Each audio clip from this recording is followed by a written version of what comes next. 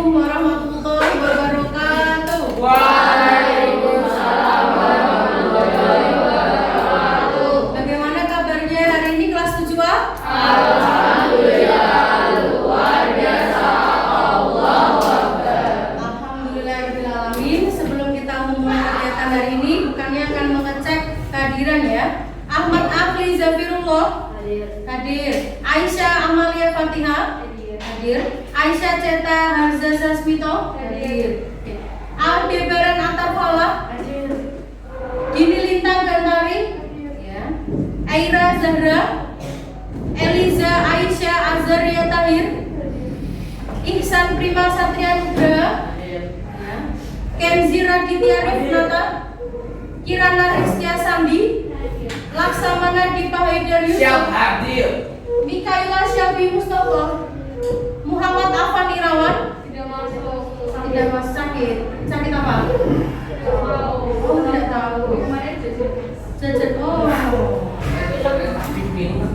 Muhammad Ali Fiko Al Akbar Harjian, Muhammad Gibran Al Asraf, Nabila Ayu Rastanti, Raditya Kenziatala, Razan Syaka Ismantoro, Fiona Fialka Zazai Karasi. Baik, yang tidak hadir berarti Alvan ya. Kata teman kalian kemarin kebanyakan minum es. Karena ini sedang musimnya juga belum tentu, kadang hujan, kadang panas, kita harus menjaga kesehatan. Dalam hal ini menjaga kesehatannya bagaimana? Memakan sesuatu atau meminum sesuatu jangan berlebihan. Kalau berlebihan jadinya bagaimana? Batuk, pilek, pusing, iya. Kemudian selain menjaga kesehatan, menjaga kebersihan. Sebelum makan, sebelum minum kita wajib apa? Mencuci tangan. Agar apa? agar tidak kotor. Terhindar dari kuman agar tidak kotor. Bakteri. Agar kumannya tidak masuk ke dalam mulut. Kelas 7 bisa menjaga kesehatan dan kebersihan? Bisa. Alhamdulillah. Baik, untuk kegiatan hari ini kita akan mempelajari bab teks cerita fantasi. Sebelumnya kita pimpin doa dulu, Mas Viko, silakan pimpin doa.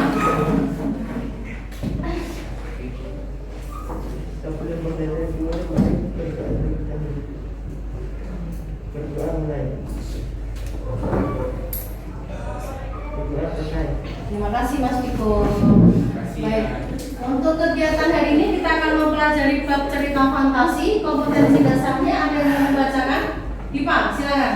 Mencetak kembali isi teks narasi cerita fantasi yang ditengah dan dibaca. Baik, Makasih. kita akan belajar bagaimana cara menceritakan kembali isi dari teks cerita fantasi. Kemudian indikator pencapaian kompetensinya ada yang mau membacakan? Tata, silakan. Menyimpulkan tokoh dan latar cerita fantasi, menyimpulkan urutan cerita fantasi, menceritakan kembali cerita fantasi, isi cerita fantasi, lisan atau tulis. Baik, setelah nanti kita menyimak tentang cerita fantasi, kita akan menceritakan kembali, kemudian menyimpulkan tokoh dan latarnya. Kemudian intaknya yaitu terletak di Quran surat Hud ayat 100. Ada yang mau membacakan? Nino. Itu adalah sebagian dan berita-berita negeri yang telah dibinasakan yang kami ceritakan kepadamu Muhammad. Di antara negeri-negeri itu ada yang masih kedapatan bekas-bekasnya dan ada pula yang telah musnah. Baik, Nino. Di dalam Al-Quran itu semuanya isinya tentang kisah-kisah atau cerita yang di dalamnya Allah menceritakan kisah-kisah Nabi zaman dahulu kepada Nabi Muhammad agar apa? Agar kisah Nabi itu menjadi Belajar. menjadi pembelajaran untuk siapa toh? Al-Quran itu di dalamnya ada kisah-kisah untuk umat Manusia. spesifik umat Islam. Angkat tangan dulu. Seluruh umat Islam. Misalnya di dalam Al-Quran terdapat kisah Nabi Musa. Apakah Allah menceritakan Nabi Muhammad di dalam Quran ini terdapat kisah Nabi Musa yang menyeberangi lautan? Apakah sebelum Allah menyuruh Nabi Musa itu Nabi Musa menyeberanglah ke lautan, apakah Allah akan memberitahu bahwa lautannya akan membelah? Tidak. Apakah saat Allah menyuruh Nabi Ibrahim untuk menyembelih anaknya, apakah Allah akan mengatakan sembelih aja nanti anakmu akan aku ubah menjadi domba? Apakah Allah bilang seperti itu? Tidak. Berarti Allah menceritakan semua kisah-kisah agar Nabi Muhammad serta kita itu lebih bisa apa? Patuh terhadap Allah, seperti Nabi Ibrahim, Nabi Musa. Nabi Musa diberitahu, Nabi Musa lewatlah ke lautan. Tapi Nabi Musa dan Nabi Ibrahim tidak bertanya, loh kenapa saya harus seperti ini? Begitu. Jadi Nabi Musa ketika Nabi Musa lewatlah ke lautan, Nabi Ibrahim sembelihlah anakmu. Mereka langsung melakukan. Itu namanya patuh dan taat terhadap Allah. Tanpa kita harus bertanya, kenapa ya Allah, kenapa kita harus sholat, kenapa kita harus puasa. Kalau yang namanya patuh, kita namanya berserah. Islam itu adalah berserah. Kita pasrah mengikuti yang namanya panduan buku pedoman kita, bukan buku ya. Pedoman kita yaitu Al-Quran. Yang ada di Al-Quran kita imani, kita percayai, itu namanya iman. Kita mengimaninya, gitu ya. Paham? Kenzi? Iya, bisa. Kemudian tujuan pembelajarannya ada yang mau membacakan? Ini. Kalau membaca cerita fantasi, peserta didik dapat menyimpulkan tokoh dan ada cerita fantasi dengan jujur. Setelah membaca teks cerita fantasi, peserta didik dapat menyimpulkan anggota cerita fantasi dengan jujur. Setelah membaca teks cerita fantasi, peserta didik dapat menceritakan kembali cerita fantasi yang kita anggap tulis dengan jujur. Baik. Kemudian untuk penilaiannya ada dua. Untuk penilaian pertama ada penilaian sikap, yaitu tentang keaktifan kalian di kelas. Yang kedua yaitu afektif dan atau keterampilan. Kalian bisa menyimpulkan tokoh dan latar, kemudian bisa menceritakan kembali. Baik, kita langsung masuk ke materi. Saya akan memberikan sebuah video. Kalian simak videonya baik-baik. Nanti akan saya berikan pertanyaan mengenai video yang sudah kalian simak. Siap? Siap, Bu. Siap.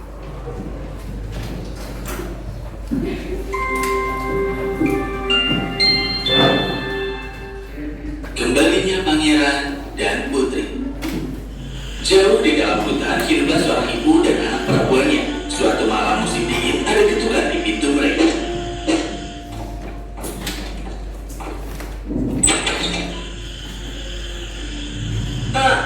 Apakah orang-orang di sini memiliki belas kasihan untuk seorang wanita tua yang lapar?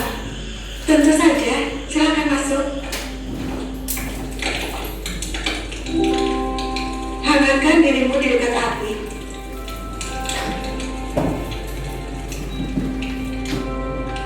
Ibu,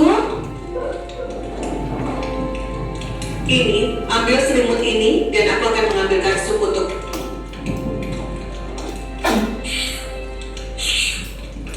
Apakah kau tidak takut kalau aku mungkin penyihir datang untuk menyakitimu? Tidak, kau bukan penyihir.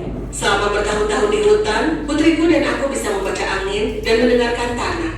Jadi kami tahu saat ada yang tidak beres.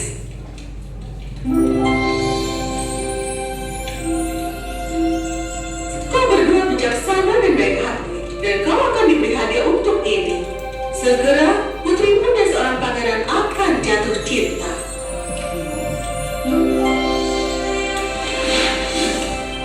Musim dingin berubah menjadi musim semi dan suatu hari seperti yang diprediksi peri, seorang pangeran melewati hutan. Dia tersesat dan mengetuk satu-satunya gubuk yang bisa dia lihat. Seperti yang dihabiskan peri, pangeran dan Belinda jatuh cinta begitu dalam saat mereka saling menatap. Maukah kau menikah denganku? Pernikahan itu dirayakan dengan megah dan besar. Semua orang senang kecuali ibu tiri pangeran, sang ratu.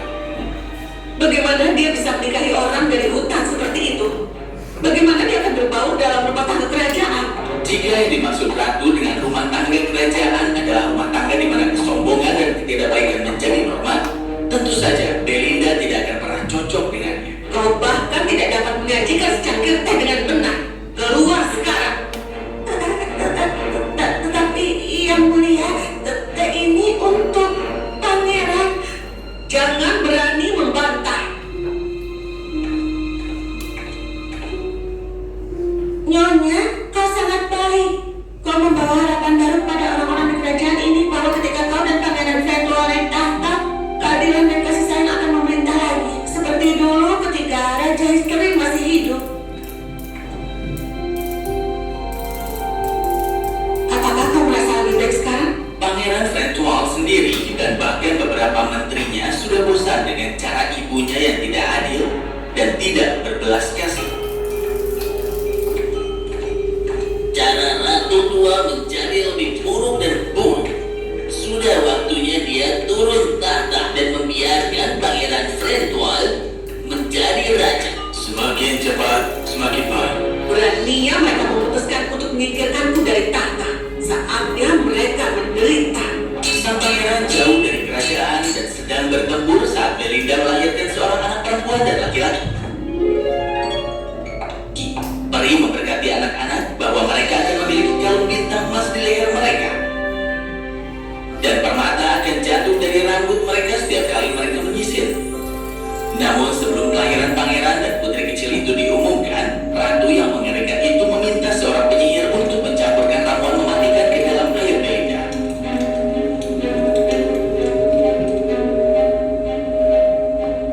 Dan ramuan itu membuat Belinda tertidur selamanya. Sang ratu kemudian bertanya kepada pelayannya, Venitize. Ambil bayi-bayi itu dan buang mereka ke laut. Biarkan mereka dibawa jauh dari kerajaan ini sehingga mereka tidak pernah terlihat lagi di sini. Lalu Venitize mengambil kedua bayi itu, memasukkannya ke dalam kerajaan dan membuangnya ke laut. Kerajaan itu hanyut oleh ombak dengan sangat jauh. Sampai tahan kapal, John. Apa yang mengambang di atas ombak? Bawa ke sini sekarang. John melompat ke dalam air dan mengambil kerajaan itu.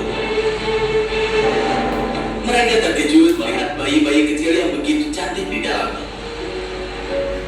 Corsair sangat gembira karena dia tidak memiliki anak. Dia membawa bayi-bayi itu kepada istrinya. Mereka mengadopsi bayi-bayi itu dan menjadi keluarga yang bahagia. Tahun-tahun berlalu dan anak-anak itu tumbuh dewasa. John, putramu tumbuh menjadi sangat tampan dan berani. Oh ya, dia juga memiliki wajah baik. Belle Etoile, saudara laki-lakinya Pangeran Petit Soleil dan teman mereka Cherry hampir tidak dapat dipisahkan. Semuanya baik-baik saja di dunia. Ya mereka ketika tiba-tiba suatu hari mereka mendengar percakapan antara Corsair dan istrinya. Aku ingin tahu sekali dari mana Belle Etoile dan Petit Soleil berasal. Aku masih ingat mereka, bayi-bayi kecil dilemparkan ke laut. Tapi mereka adalah anak-anak kita sekarang. Jangan bicarakan masa lalu, aku mohon. Mereka berdua terkejut mendengar ini. Banyak hari berlalu. Mereka mencoba tetapi mereka tidak bisa melupakan apa yang telah didengar. Akhirnya, Petit Soleil tidak tahan lagi. Ayah, apakah kau sungguh menemukan kami di keranjang? Dilempar ke laut? Ya, itu benar. Kami mencintaimu ayah, tapi kami ingin tahu dari mana kami berasal. Apa yang terjadi sehingga kami harus dibuat seperti itu? Kalian adalah anak-anak kami sekarang. Apakah cinta kami tidak cukup untuk kalian? Ibu, tidak ada orang lain di dunia ini yang bisa mencintai kami lebih dari ibu. Tapi pikirkanlah, untuk dua anak yang dibawa seperti ini, sesuatu yang mengerikan pasti telah terjadi pada orang tua kami. Apakah itu? Dan masih bisakah kita mengulangnya? Kami hanya tapi... Belle Etoile benar. Mereka tidak akan menemukan kedamaian sampai mereka tahu apa yang terjadi.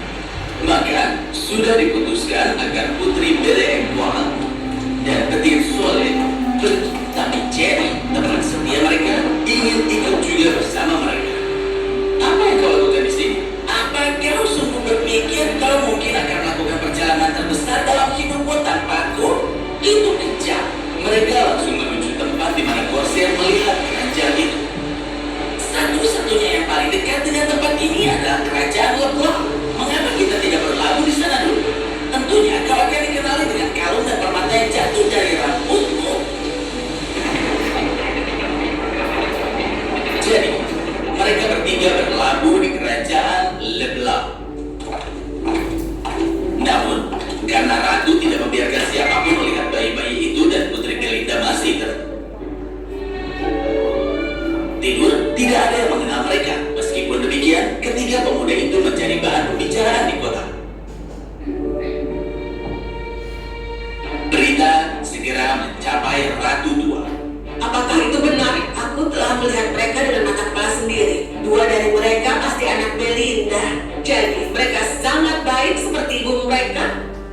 Ya, maka biarkan kebaikan mereka menjadi kehancurannya. Kau tahu apa yang harus dilakukan, Venitis? Iya, yang mulia. Keesokan paginya, Belle Étoile, Cherry, dan Petit Soleil berada di luar kota. Venitis berpakaian seperti wanita tua yang malang dan datang menangis kepada mereka. Kudengar kalian bertiga sangat baik dan berani. Maukah kalian membantu ibu tua yang menyedihkan ini? Oh, tentu saja. Beritahu yang kau butuhkan. Anakku sangat-sangat sakit dan hanya air mancur menari yang dapat menyembuhkannya. Kalung dan permatamu menunjukkan bahwa kau memiliki semacam berkah ajaib. Maka hanya kau yang bisa menjelajah ke hutan bahaya yang mematikan dan membawakanku obat untuk putraku satu-satunya. Kami pasti akan pergi dan mengambil air dari air mancur menari. Kami berjanji. Ratu senang dengan berita itu. Tidak ada yang pernah kembali dari hutan bahaya. Kerja bagus, Venitis. Mereka bertiga pergi keesokan paginya. Panas di hutan bahaya menjadi terik saat pohon-pohon terbakar tanpa habis.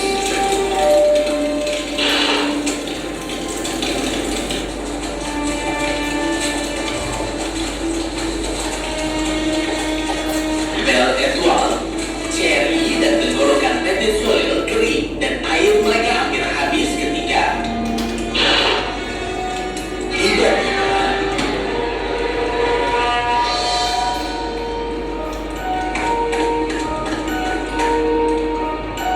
burung ini mencari air. Kau menyelamatkan hidupku. Aku akan menunjukkan jalan ke air mancur menari. Kau harus melawan naga yang menyimpannya.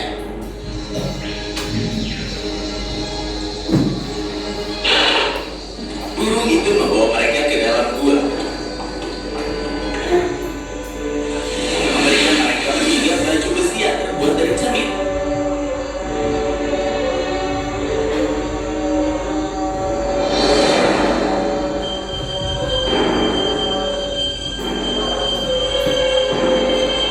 Ketika mereka pergi untuk melawan naga,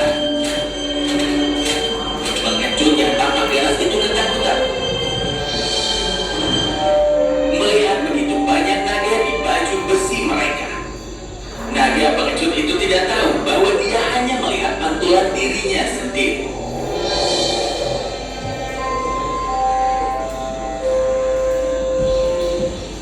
Dia lalu sambil berteriak. Mereka bertiga bergerak maju ke dalam gua tempat air mancur menari. Banyak putri berbaring di sana seolah di bawah mata.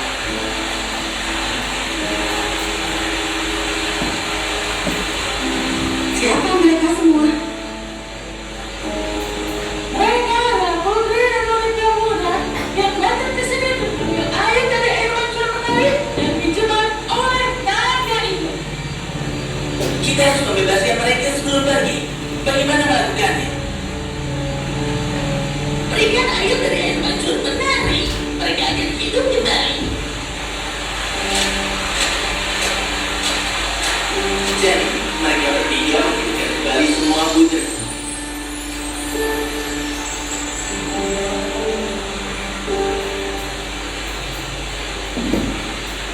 Para putri berterima kasih dan pergi dengan gembira.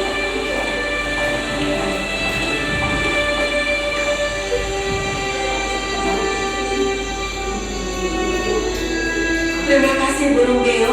Kami tidak akan sampai sejauh ini kalau bukan karena kau. Sekarang kita bisa menyelamatkan putra wanita tua itu.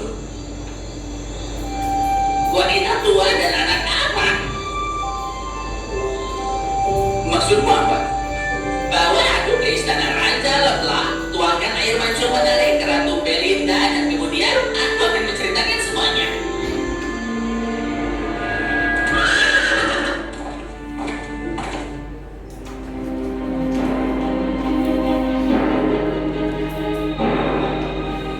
Kemana?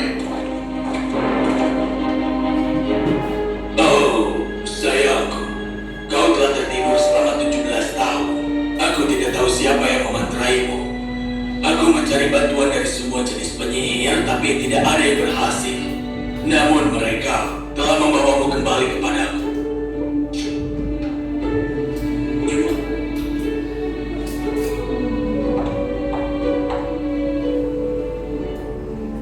Anak-anakku, kalian di sini. Anak-anak kita. Ibu tirimu sangat membenci Putri Belinda sehingga Burung itu menceritakan semua yang terjadi dengan Belinda dan anak-anak karena Ratu Tua. Raja sangat marah dan dia ingin menghukumnya. Maafkan dia. Dia adalah ibumu. Setelah apa yang dia lakukan kepada kita, Ibu benar. Dia tahu bahwa tidak akan ada yang mempercayainya lagi. Lalu hukuman apa lagi yang lebih berat bagi manusia selain itu?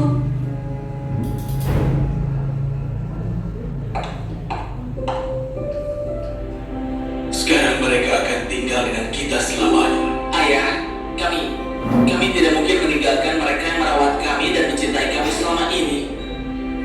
Kami harus kembali kepada mereka. Jika tidak segera, pasti setelah beberapa waktu. Orang tua kami pasti sudah menunggu kami. Raja dan Ratu Belinda mengerti, tetapi hidup membuat pengaturan yang bahagia. Ketika Corsair dan istrinya mendengar tentang anak-anak mereka dengan senang hati pindah ke kerajaan Leblanc dengan pengawal terpercaya mereka, John. Dengan begitu, Belle Étoile dan Petit Soleil bisa bersama kedua orang tua mereka bersamaan, dan teman tercinta mereka Cherry selalu di sisi mereka.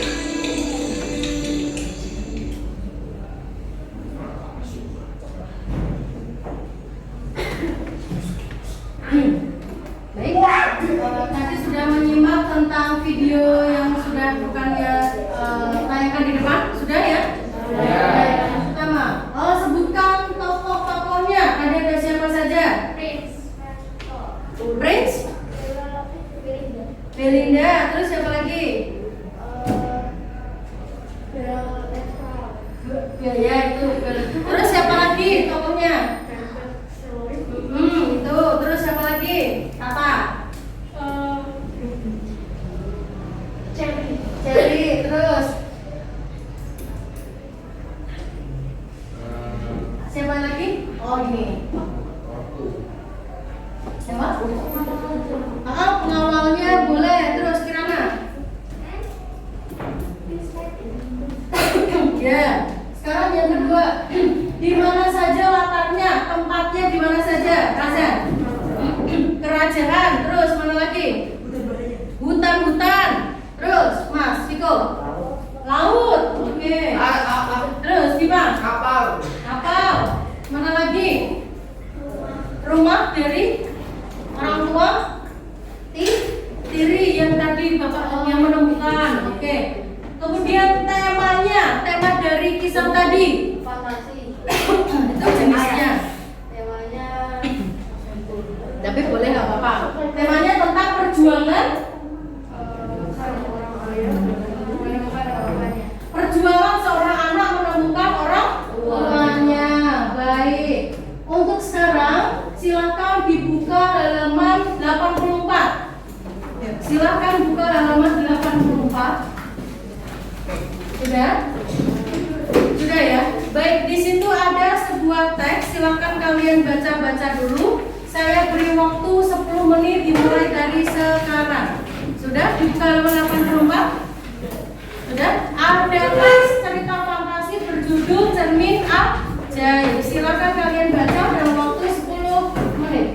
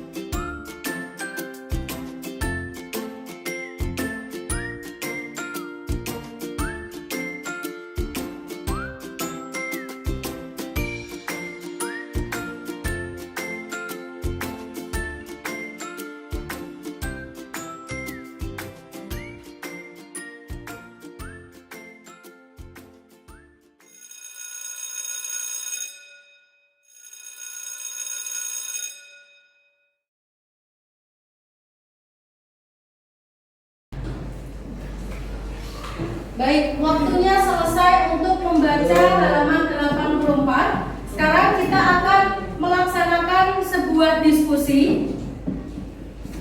Siap ya? Saya akan melaksanakan diskusi. Masing-masing kelompok akan saya berikan sebuah teks cerita fantasi. Kemudian tugasnya kalian mencari tokohnya, kemudian mencari latarnya, kemudian menceritakan kembali. Siap? Siap ya. Baik, saya berikan dulu teks 1, teks yang kedua, teks 3, teks 4,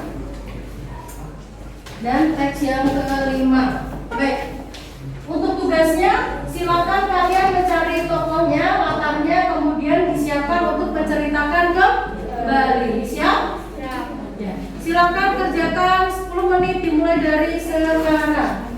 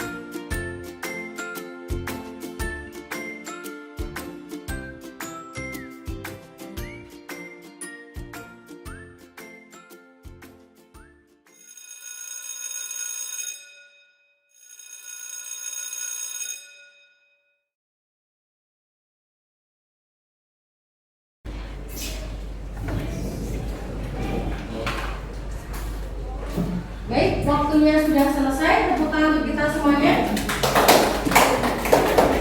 Ya, kita akan presentasi. Silakan dimulai dari kelompok 1. Tentukan tokoh, latar, kemudian diceritakan kembali. Silakan kelompok 1.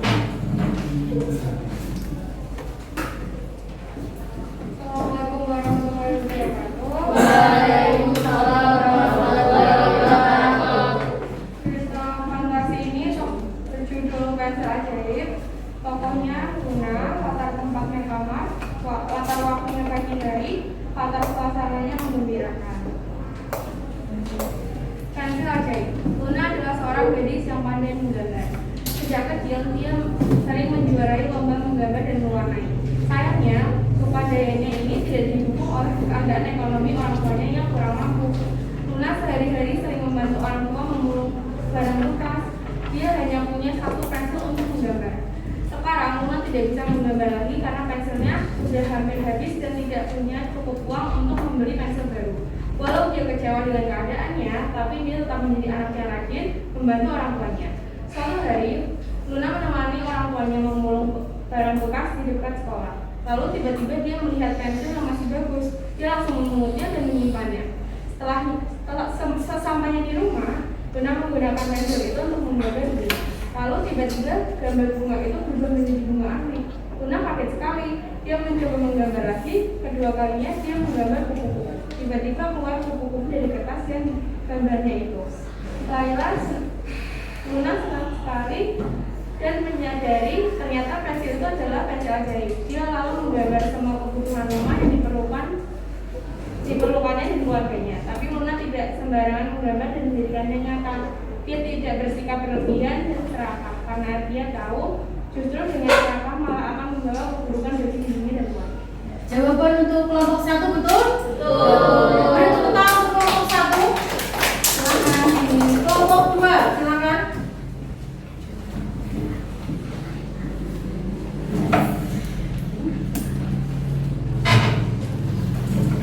Cerita fantasi waktu itu berjudul Cermin Ajaib. Tokohnya ada Sita, di latar tempatnya di kamar, waktunya pagi hari, suasananya menggembirakan. Jadi pagi-pagi sebelum Sita berangkat sekolah, biasanya dia berdandan dengan cermin sayapannya. Tapi pagi itu dia tidak menemukan cermin sayapannya. Sita lalu bertanya kepada ibunya karena tidak tahu. Lalu ibunya menyuruh untuk memakai cermin yang ada di lemari saja. Tapi Sita tidak mau karena cerminnya harus kecil. Jadi kalau dandan bisa lebih dekat. Lebar itu ibunya hanya di kepala. Lalu ibunya menyarankan untuk memakai cermin tidak berada di kamar. Sinta langsung ke kamar untuk mengambil cermin itu. Tapi ternyata Sinta salah mengambil cermin. Saat bercermin, dia kaget. Kenapa di cermin itu bukan wajahnya yang video, tapi wajah seorang laki-laki yang muram, dia seperti musuhnya di sekolah. Tiba-tiba ibunya datang, lalu memberitahunya bahwa cermin itu adalah cermin pusaka peninggalan dari neneknya. Cermin itu bisa melihat jodoh kita di masa depan. Walaupun atas Sinta kaget sampai masih tidak percaya kalau yang dilihat di cermin itu adalah musuh di sekolahnya. Dan cermin ajaib itu menggambarkan jodohnya di masa depan. Baik, tepuk tangan untuk kelompok 2. Kelompok 3, silakan. Saya dari kelompok 3 yang beranggotakan Febri, ikut saya akan membaca teks cerita fantasi tentang si Nina. Jadi ada tokoh bernama Nina dan Putri. Latar tempat ada di kamar, latar waktu dari suasananya mengharukan. Nina adalah seorang anak yang hidup di panti asuhan sejak dia bayi. Suatu ketika ada sebuah keluarga yang ingin mengadopsi Nina dan dia bersedia. Namun itu hanya bertahan beberapa tahun saja. Keluarga itu mengembalikan Nina ke panti asuhan tanpa tahu alasannya. Kejadian itu terjadi beberapa kali sampai akhirnya Nina ditemukan oleh sebuah keluarga yang sangat hangat dan diberinya dengan penuh cinta. Suatu hari Nina teringat masa lalunya mendapati dirinya melakukan hal aneh yang akan mengagetkan orang lain, seperti seorang penyihir. Oleh karena itu, dulu banyak keluarga yang tidak bisa menerimanya. Saat Nia usir, keluar percikan cahaya keemasan dari mulutnya. Bahkan Nina sendiri kaget melihat itu. Ia tidak tahu apa yang terjadi dengannya. Selain itu, ia terkejut melihat kaum itu Bukannya melayang dengan dikelilingi cahaya yang keluar dari bumi tadi. Tiba-tiba ibu ini bukan, wah Nina sudah bisa menyentuh seluruh sekarang ya. Hebat ya. Nina tidak tahu soal si itu. Lalu ibu ini bicara lagi. Iya, kamu itu ini kamu seperti ini. Tepuk tangan untuk kelompok 3. Kelompok 4, silakan. Safir. Saya dari kelompok 4 beranggotakan saya, Eliza, Era, dan Ashraf. Dan ini pembahasan kita tentang Nino dan Ariel. Tokohnya Nino dan Ariel, latar tempat, kamar, waktu, malam hari, suasana menggembirakan. Pada suatu malam, Nino tidak bisa tidur sampai larut. Lantas dia membuka jendela kamarnya untuk menghirup udara segar. Siapa tahu setelah itu dia mengantuk dan bisa tidur. Tiba-tiba saat membuka jendela, dia melihat sekelebat cahaya yang jatuh dari langit. Nino melihat cahaya itu dan heran kenapa cahaya itu malah bergerak mendekat ke ruang kamarnya. Matanya semakin silau dan saat Nino membuka mata, dia kaget melihat ada makhluk aneh di depan matanya. Perutnya buncit, matanya merah, tubuhnya berwarna abu-abu bersinar seperti perak, dan antena di atas kepalanya yang besar.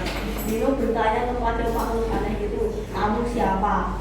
Lalu makhluk itu menjawab dengan bahasa yang aneh yang tidak dimengerti Nino. Makhluk itu tahu kalau Nino tidak mengerti bahasanya. Lalu dia memutar antena yang ada di atas kepalanya dan berbicara dengan bahasa manusia. "Aku datang dari planet lain. Aku ke bumi karena di planetku ada 3 matahari yang sangat terang sehingga membuatku tidak bisa tidur. Bolehkah aku menumpang tidur di kamarmu?" Lalu Nino mengiyakan dan mempersilahkan makhluk alien itu tidur. Baru beberapa detik alien itu sudah bangun dari tidur. Nino bertanya kenapa cepat sekali tidur alien itu. Lalu alien itu menjawab kalau semua planetnya hanya perlu 3 detik untuk tidur selama 1000 tahun. Tepuk tangan untuk kelompok 4. Kelompok 5 terakhir, silakan Kirana. Saya dari kelompok 5 yang beranggotakan aku, Sasa, Nabila, dan Fiata.